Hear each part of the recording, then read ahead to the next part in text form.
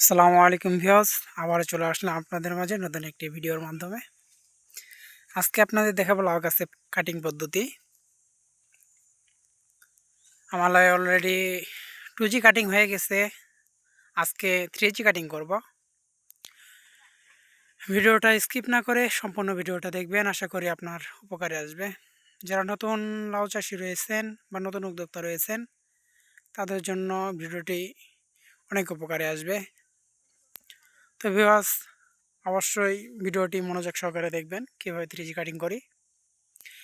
লাউ খেতে বা লাউ চাষিদের অধিক ফলন পেতে হলে বা আগাম ফলন পেতে হলে অবশ্যই কাটিং পদ্ধতি অবলম্বন করতে হবে, সেটি আজকে দেখব।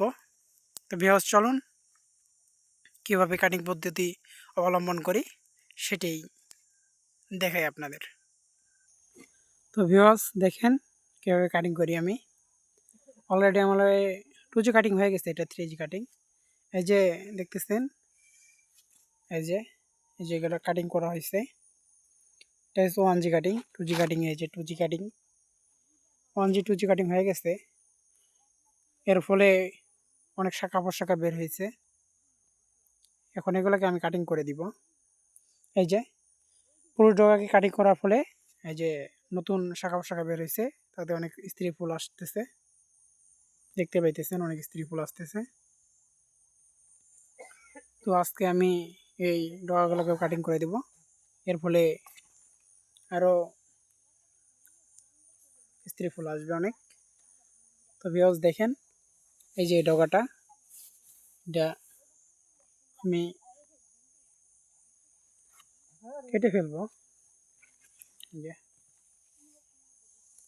কেটে দিব আমি। অবশ্যই খেয়াল রাখতে হবে গাছের যেন কোনো ক্ষতি না হয়।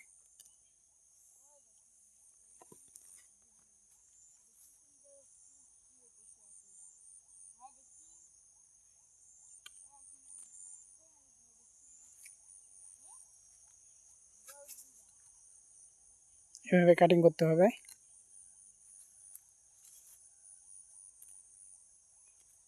এর ফলে গাছে অত্যাধিক